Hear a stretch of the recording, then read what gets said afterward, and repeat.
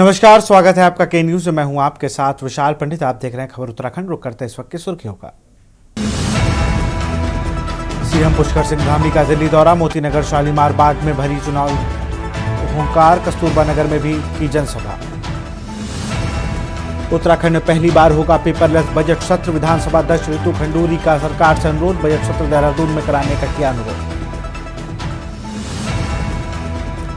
उत्तराखंड में SDRF team Mahakumbh में तैनात। 90 जवान की लगाई गई ड्यूटी। श्रद्धालुओं की मदद के लिए हर वक्त तैयार। राष्ट्रीय खेलों में राज्य के खिलाड़ियों ने मार्शल आर्ट किया प्रदर्शन। वुशु में चमका उत्तराखंड। राज्य को मिला पहला गोल्ड। 2 कांस्य पदक भी जीत चुके हैं। वन विभाग के नोडल अधिकारी नामित किए गए। 7 जिलों में 13 फरवरी को होगी मॉक ड्रिल। राष्ट्रीय आपदा प्रबंधन प्राधिकरण के सहयोग से कराई जाएगी मॉक ड्रिल। फिर बदलने लगा मौसम। पहाड़ों में बर्फबारी का अलर्ट। तापमान गिरने से बढ़ेगी ठंड। प्रदेश भर में मौसम रहेगा शुष्क।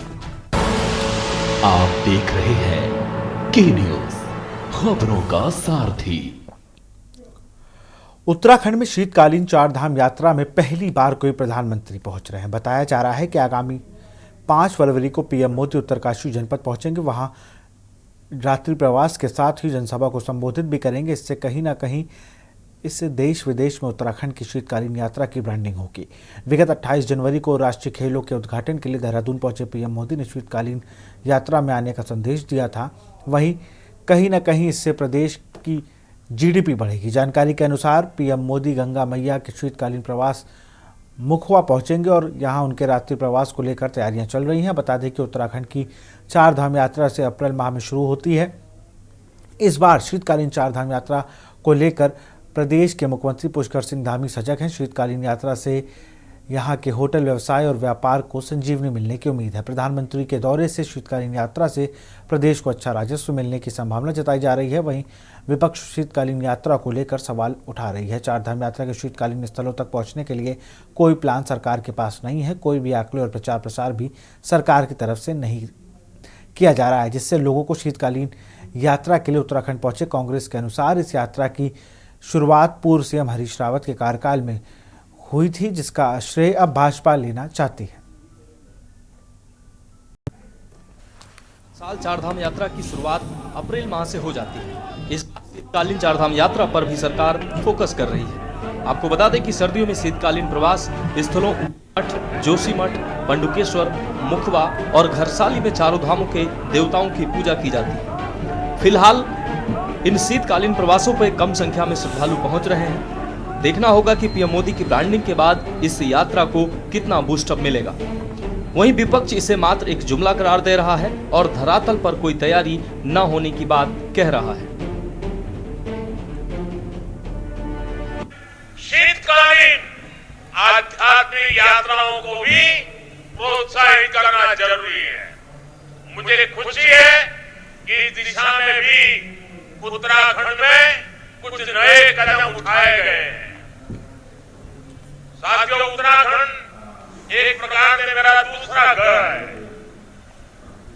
मेरी भी इच्छा है कि मैं शीतकालीन यात्राओं का हिस्सा बनूं।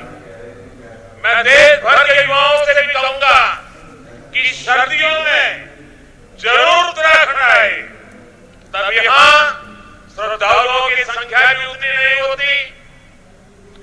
आपके लिए एडवेंचर से जुड़ी एक्टिविटी की बहुत संभावना यहां पर है। आप सभी एथलीट भी नेशनल गेम्स के बाद इनके बारे में जरूर पता करिएगा।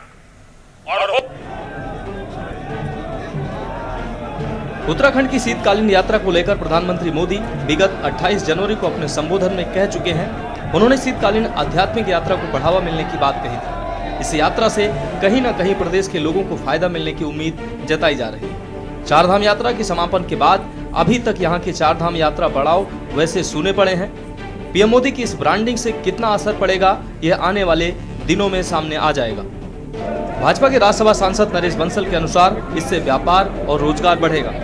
शीतकालीन यात्रा बढ़ती है तो राज्य का पर्यटन बढ़ेगा और उत्तराखंड की जीडीपी भी बढ़ेगी। वहीं कांग्रेस के अनुसार शीतकालीन चारधाम यात्रा का प्रचार प्रसार भाजपा सरकार नहीं कर रही है।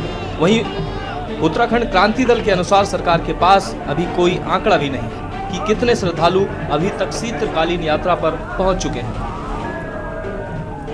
अच्छा है, शीतकालीन यात्रा बढ़ती है तो उत्तराखंड का टूरिज्म, उत्तराखंड में यात्रा बढ़ेगी तो उत्तराखंड की जीडीपी, उत्तराखंड की आय ये बढ़ेगी और यहाँ के युवकों को रोजगार मिलेगा, रोजगार के अवसर सृजित होंगे। मैं पहले तो बताना चाहती हूँ कि शीतकालीन यात्रा का इनिशिएटिव जो है वो माननीय हरीश रावत जी ने लिया था, अपनी सरकार में लिया था। और चार धामों का प्रदेश हमारा है, यूएसपी चार धाम है, रीढ़ की हड्डी मैं कहना चाहूंगी। टूरिज्म सेक्टर अगर हमारा बूम होता है तो वो चार धाम यात्रा से होता है। हमारे वहाँ धार्मिक पर्यटन, मेडिसिनल पर्यटन, हर तरह का पर्यटन है। और पुष्कर सिंह धामी सरकार ने या दूसरी भाजपा की सरकारों ने हमारी और जनहितकारी कल्याणकारी योजनाओं को तो डंप कर दिया, लेकिन शीतकालीन यात्रा पुनः प्रारंभ करने का जो प्रयास है उसकी मैं सराहना करना चाहती हूँ, साधुवाद देना चाहती हूँ। अच्छी दिशा में कदम उठाया है। सबसे पहले तो जब शीतकालीन चार धाम यात्रा की बात धामी सरकार जी ने और धामी ने खुद जो प्रदेश के मुखिया उन्होंने घोषणा की थी, तो उत्तराखंड क्रांति दल ने इसका स्वागत किया था, क्योंकि इससे कहीं ना कहीं जो हमारे जो पलायन था उस पर रुकने की संभावना थी और उसको हमने इसलिए स्वीकार किया था और उनका हमने इसके लिए उनको धन्यवाद भी दिया था। लेकिन देखने में आ रहा है कि ये एक सिर्फ जुमला मात्र रह गया है, एक जनता को छलने मात्र रह गया है। अभी चार धाम यात्रा पर सरकार की कोई पहल नहीं है। कितने यात्री आए हैं, किन यात्रियों के लिए क्या क्या सुविधाएं हैं, कहां पर इस शीतकालीन में उनके ठहरने की व्यवस्था है।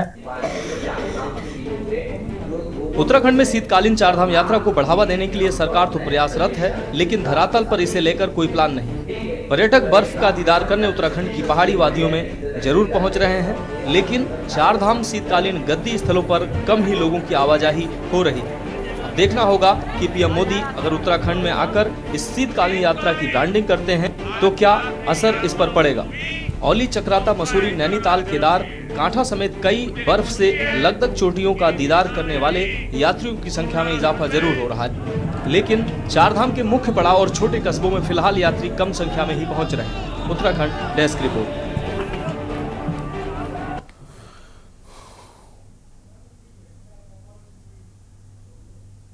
खबर लक्सर से। खानपुर विधायक उमेश कुमार द्वारा 3 दिन पहले लक्सर में महापंचायत का ऐलान किया गया था, लेकिन बाद में उमेश कुमार ने वीडियो जारी कर महापंचायत को स्थगित कर दिया था। लेकिन इससे बावजूद सवेरे से ही लक्सर क्षेत्र में दूसरे प्रदेशों से लोगों का आना शुरू हो गया था। हालांकि पुलिस प्रशासन ने तमाम नाकों तिराहों पर और संपर्क मार्ग पर पुलिस बैरिकेडिंग लगाकर लोगों को रोकने का प्रयास किया था। इसके बावजूद बड़ी संख्या में लोग संपर्क मार्गों पर वह दूसरे रास्तों से निकलकर लक्सर केवी इंटर कॉलेज पहुँच गए और सैकड़ों की संख्या में इकट्ठा हो गए। इधर पुलिस प्रशासन द्वारा विधायक उमेश कुमार के कार्यालय से आधा किलोमीटर दूर तक वाहनों को रोककर यातायात बंद कर दिया गया था।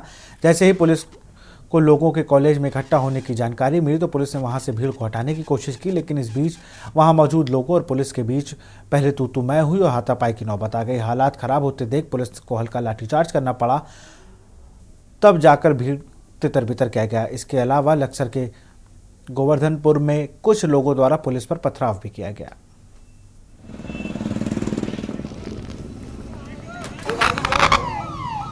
मैं कहना चाहता हूँ कि इस बात को आप अपने लेवल से, अपने स्तर से जरूर जनता तक पहुँचाइए कि क्या छत्तीस बिरादरी की एक शांतिपूर्ण मीटिंग में इस तरह का लाठीचार्ज दुर्भाग्यपूर्ण नहीं है।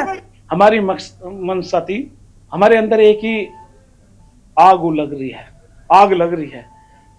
हम धरती माता को माता कहते हैं, भारत माता को माता कहते हैं, गौ माता को माता कहते हैं, और जो हमारे जन्म देती है माता, हम क्या उसको अपमानित, उसको जो गालियां और उस पर जो उल्टे सीधे आरोप क्या हम सहन कर सकते हैं? देखिए, जो पूरा घटनाक्रम था, एक कॉल विधायक जी के द्वारा हुई थी, उमेश शर्मा जी के द्वारा। उन्होंने उस कॉल को कॉल ऑफ कर लिया था। उन्होंने अपने सोशल मीडिया हैंडल से और एक पब्लिक कॉल के माध्यम से ये कहा था कि अब मैंने इसको निरस्त कर दिया। उसके बाद लोगों के इकट्ठा होने का कोई मतलब नहीं है। आज लगातार अनाउंसमेंट हो रहा था सोशल मीडिया के माध्यम से। हमने हर व्यक्ति तक ये बात पहुंचाने की कोशिश करी कि अनावश्यक गैदरिंग नहीं करेंगे। अभी थोड़ा हम वो गैदरिंग को हैंडल करना या उसको सस्टेन करना ठीक नहीं।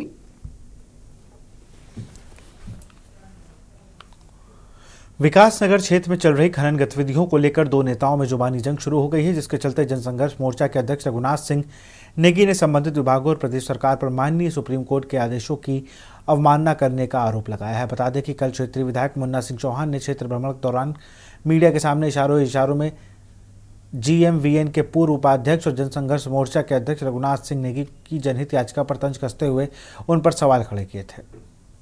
बोर्ड की कमेटी के संचालित नहीं हो सकता, वहाँ वेसन रिजर्व है, उसकी 10 किलोमीटर की परिधि के भीतर किसी भी प्रकार की खनन वेस्टर्न क्रशर हो, स्क्रीनिंग प्लांट हो, इसको बगैर नेशनल वाइल्ड लाइफ बोर्ड की अनुमति के लगाया नहीं जा सकता, स्थापित किया जा सकता।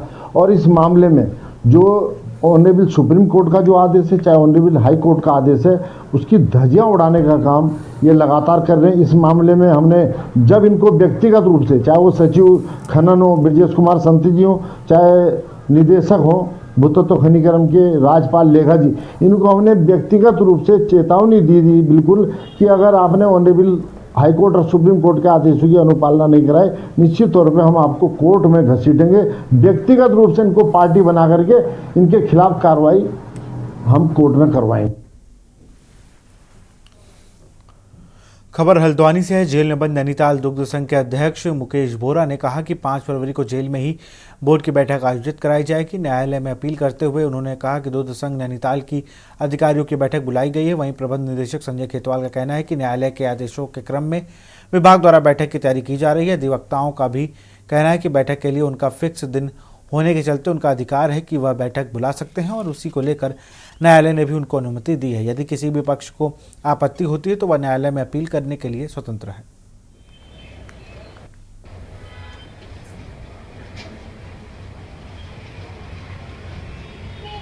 जो कहता है लॉ यही कहता है कि अगर कोई भी एग्रीव्ड पार्टी है, किसी को भी अपनी पैरोल से के संबंध में या फिर किसी भी संबंध में आपको कोई भी परेशानी है तो आप कोर्ट में अपील कर सकते हैं या कोर्ट में अपनी दरख्वास्त दे सकते हैं। कोर्ट को उसे एक्सेप्ट करना या रिजेक्ट करना वो कोर्ट का जुडिक्शन होता है। यहाँ पे कोर्ट ने उसे एक्सेप्ट किया है और उनको अनुमति दी है कि वो वहां पर से अपने जेल से ही अपने जो कार्यकलाप है उसका निष्पादन कर पाएंगे। तो यहाँ पे अगर कोई भी एग्रीव्ड पार्टी है इससे, तो वो कोर्ट से संबंधित जो भी आदेश आया है उसकी अपील कर सकती है, उसके अगेंस्ट जा सकती है। और अगर ये नियम विरुद्ध किसी व्यक्ति को लगता है तो वो उसके दुग्ध संघ के या फिर मान लीजिए कि उनकी कमेटी को लगता है कि ऐसा नहीं किया जा सकता तो वो भी उसके विरुद्ध जा सकते हैं।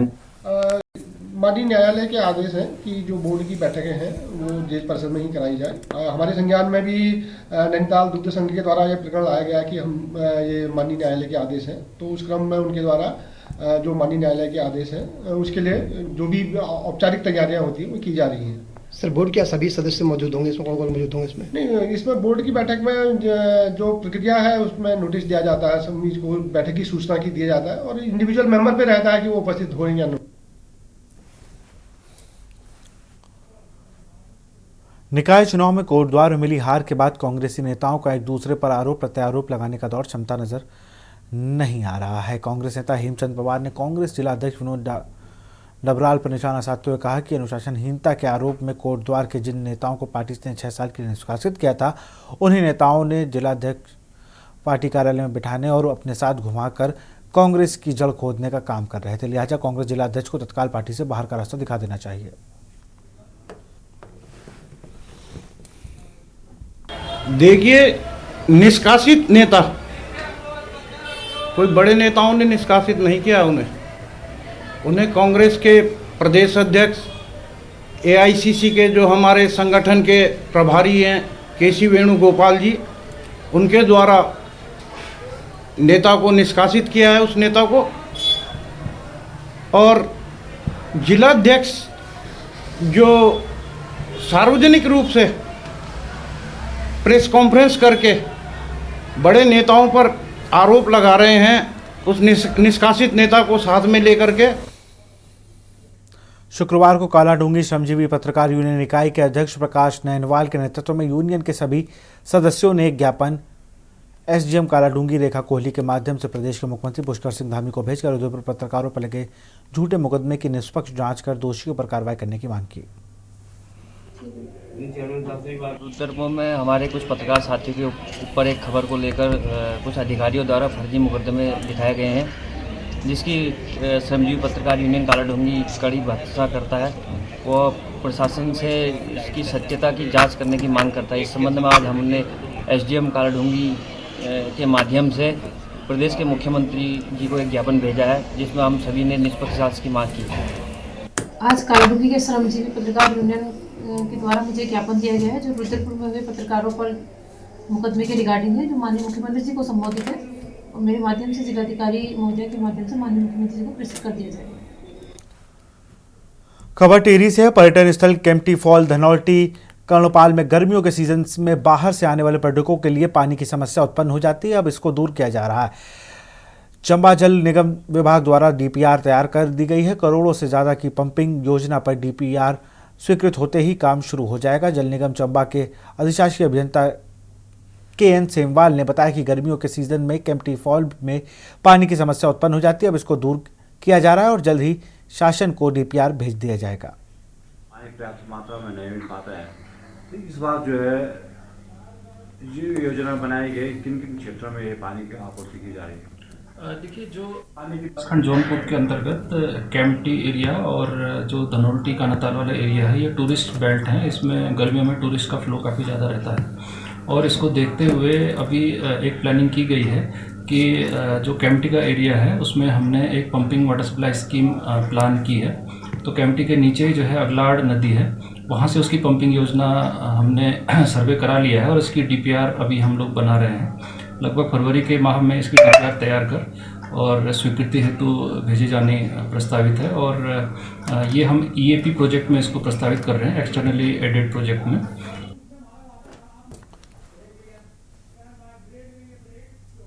और यहाँ रुकते छोटे से ब्रेक के लिए। आप देख रहे हैं के न्यूज, खबरों का सारथी। ब्रेक के बाद आपका स्वागत है। खबर उत्तरकाशी से, जहां उत्तरकाशी के कोट रोड पर प्रिंटिंग प्रेस की दुकान में लगी आग को फायर की टीम ने काबू किया है। कोट रोड पर स्थित संजीव नयन बहुगुणा के गायत्री कंप्यूटर प्रिंटिंग प्रेस में आग लगने की सूचना पर फायर सर्विसेज उत्तरकाशी की टीम द्वारा तुरंत मौके पर पहुंचकर कोतवाली पुलिस व स्थानीय लोगों की सहायता दुकान का शटर तोड़कर MFE से लगातार पंपिंग कर होजरल की सहायता कंप्यूटर प्रिंटिंग प्रेस की दुकान में लगी आग को कड़ी मशक्कत के बाद काबू किया गया।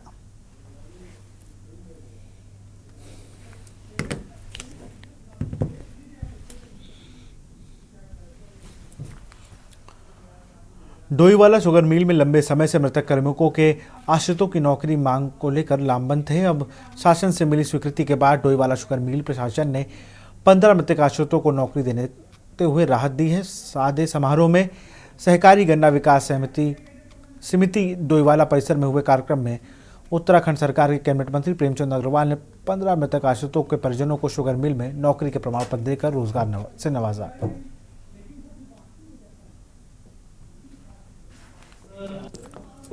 आपने भी बहुत सही दिया, क्या कहना चाहिए?